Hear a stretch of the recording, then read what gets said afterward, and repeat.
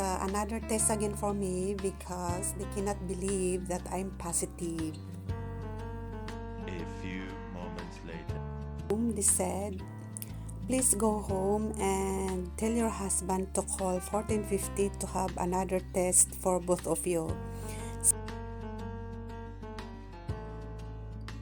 Days from Sunday to Wednesday, we are fine. Both of us are fine. It means there's no symptoms at all.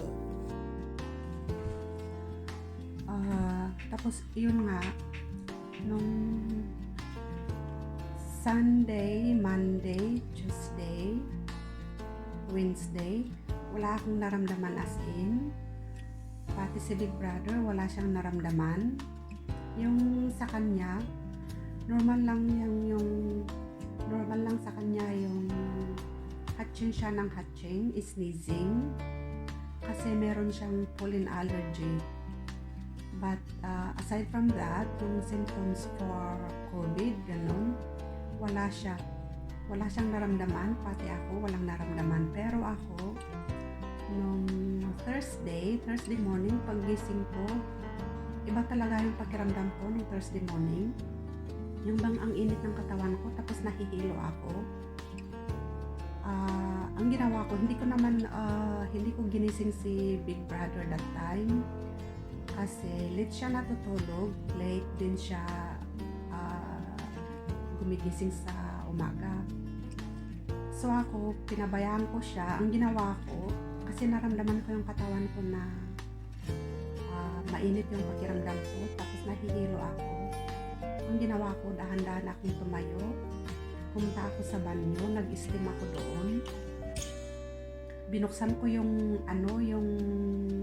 mainit na tubig, tapos umupo ako sa bathtub, nag-steam ako doon for 1 hour ata yun.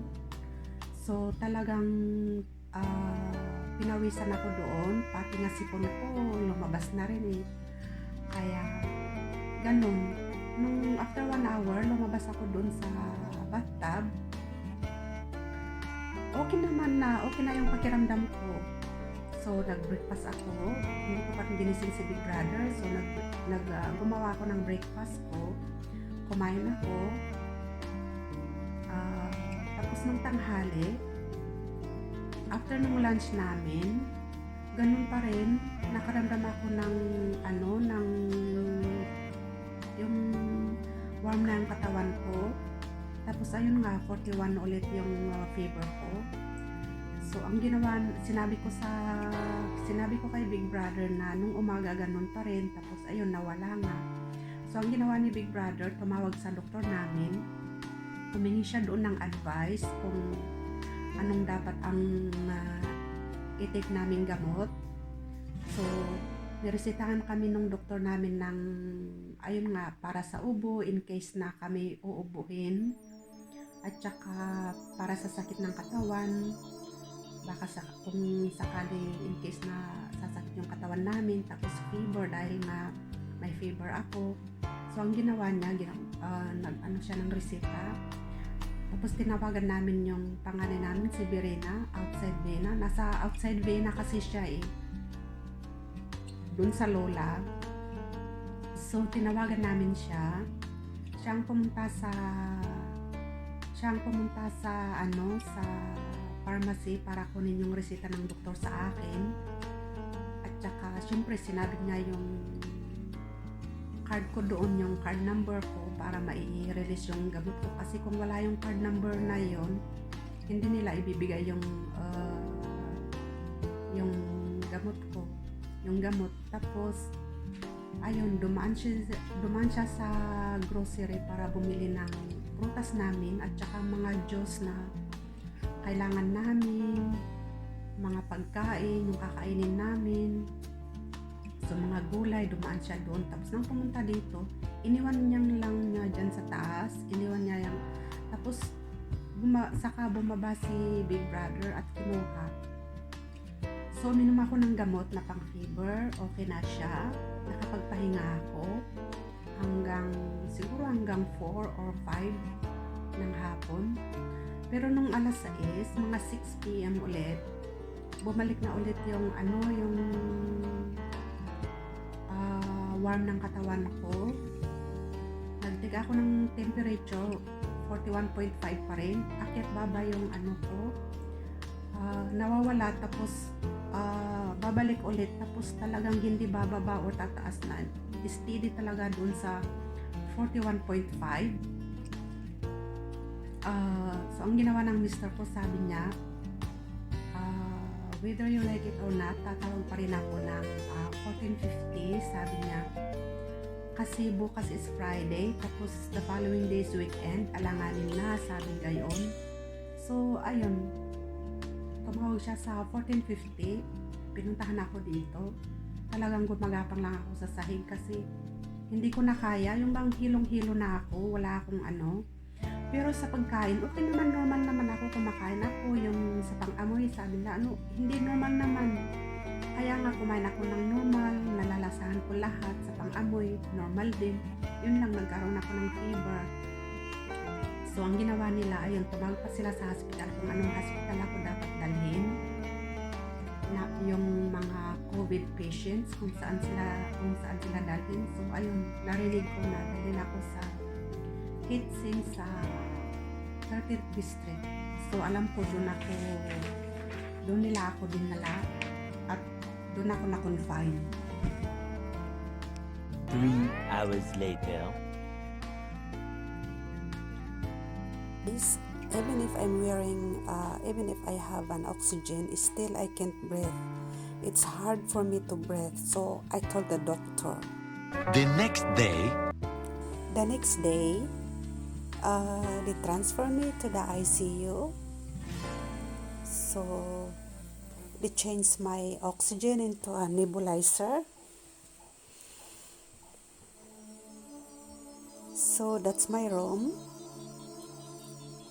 All the apparatus are there. That's my nebulizer. So look at the hose on my nose. Lalong lumaki yung butas ng ilong ko. So, ngayon, nung nandyan na ako, I feel comfortable with that, and I can breathe normal for that nebulizer, and that's my oxygen. The other one is for my, not oxygen, I mean, that's my dextrose. The other one is antibiotic, and the other one is like my food, because I cannot eat, I lose my taste. Everything is I taste bitter. Even water, it tastes bitter for me. So that's all the wire that's connected in my body, including my blood, what do you call that? For my blood vessel, for my blood oxygen, and for my blood pressure. It's next to me. My nebulizer is just next to me.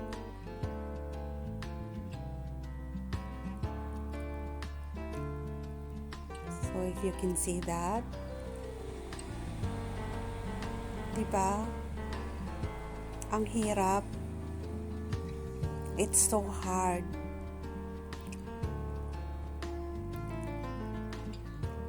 So that's my room, and that's all the things that the nurses and doctors needs for me.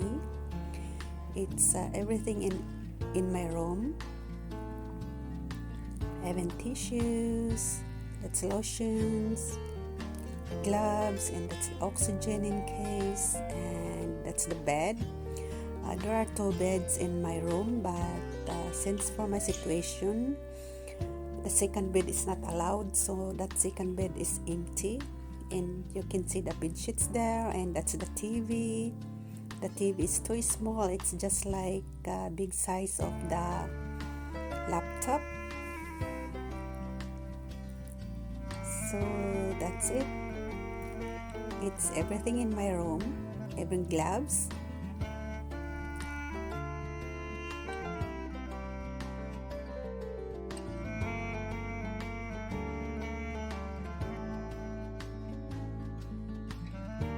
Nebulizer in my nose, it's too big, so yung butas ng ilong ko lalong lumaki. I mean, the whole of my nose, it's more become bigger because of that holes. But I don't care. What I most care is for me to get better and go home. So I stay there. That's the blood control for my blood vessel and for my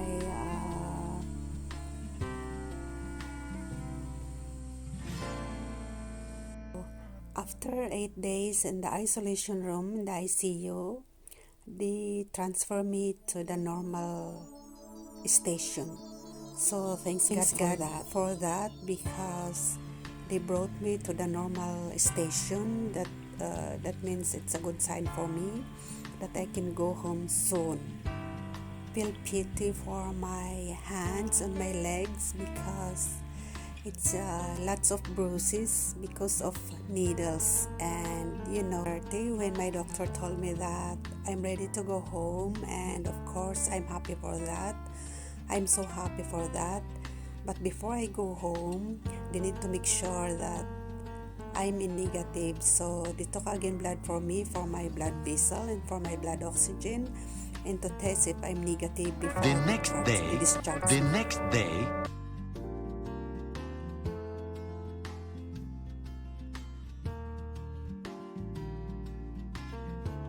So that's my live stream just after I came from the hospital. The supporters of my friends, the support of my cousin from Canada. She's always there to support me, and that's for my live streaming. That's for my grandel is. If you can see, I'm happy from there, but deep in my heart, I'm not feeling well. I can't breathe that time. No matter how I took care of myself, no matter how I avoid things not to touch, but still I was attacked by COVID.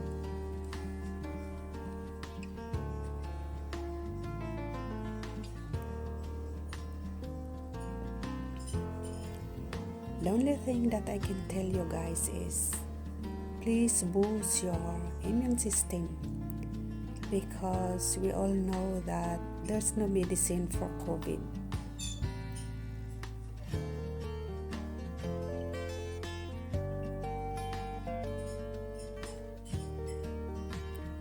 And don't think only yourself, but think also those people around you.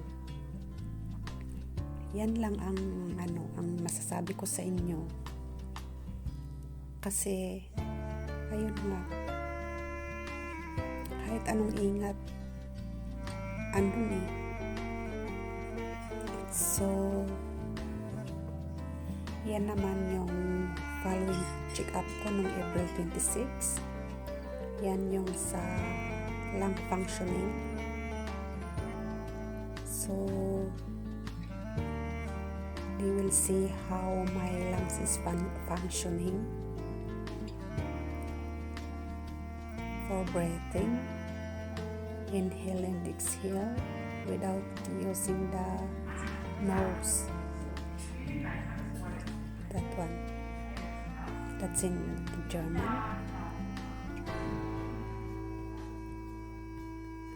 And that ointment on my ear is I don't know, maybe it helps, because later on, after 30 minutes, that ointment in my ear, they will cut my ear. No, not a slight cut.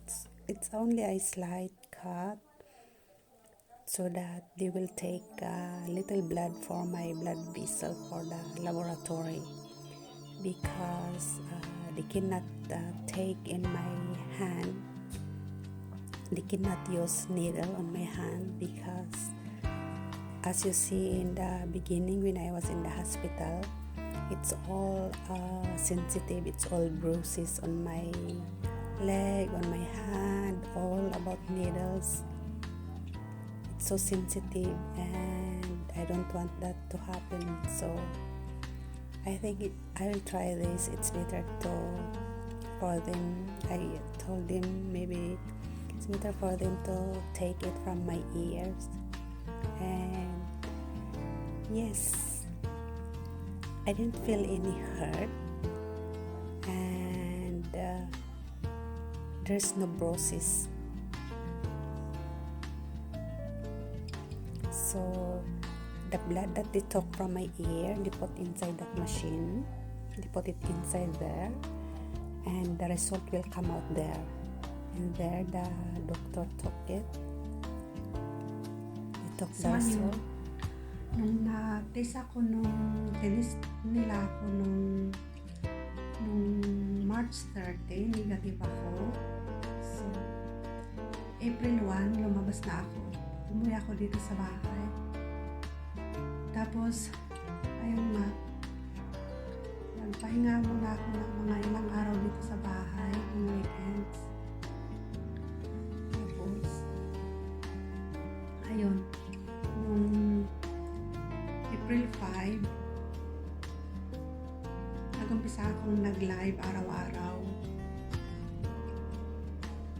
Kasi April 9, naka-schedule na doon yung Grand LS ko na maraming nagtatanong sa inyo. Tinatanong nila kung kaya ko daw ba? Kaya mo pa ba? Sabi nila. Okay ka lang ba? Sabi nila. Sabi ko, oo, kaya ko. Sabi ko sa sarili ko, pipilitin kong kakayanin. Pipilitin kong maging masaya. Hindi ko lang pinaparamdam, hindi ko pinapakita doon na ako'y nahihirapan dahil ayaw kong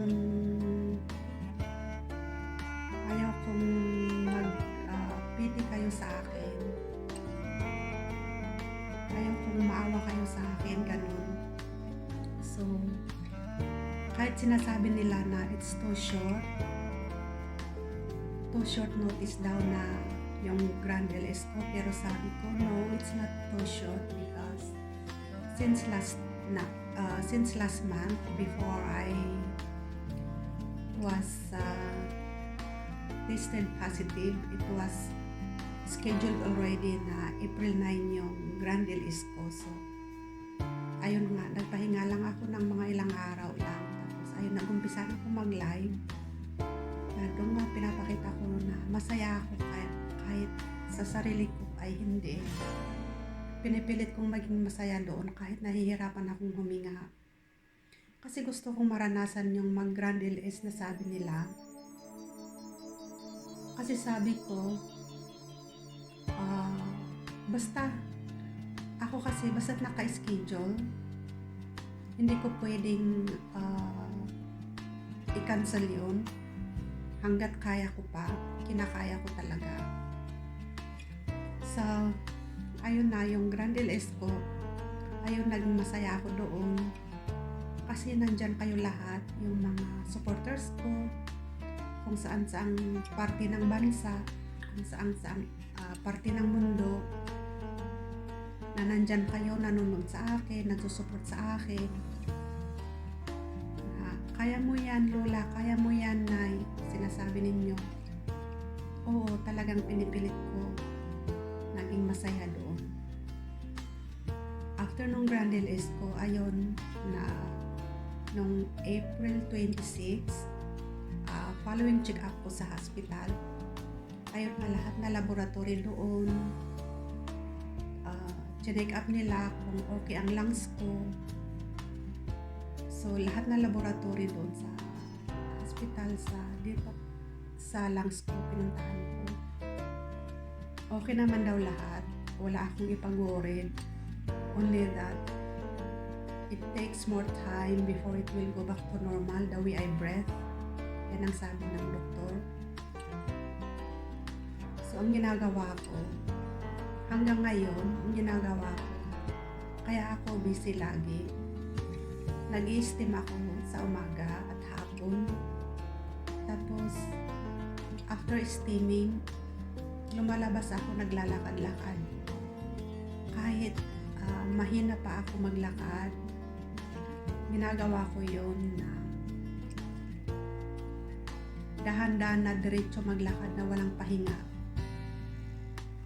Umaga't hapon, ganun ginagawa ko. Tapos sa pag-i-steam, ganun din. Inhalation, yung ano tawag sa Tagalog, yung suog, pagsusuog ko.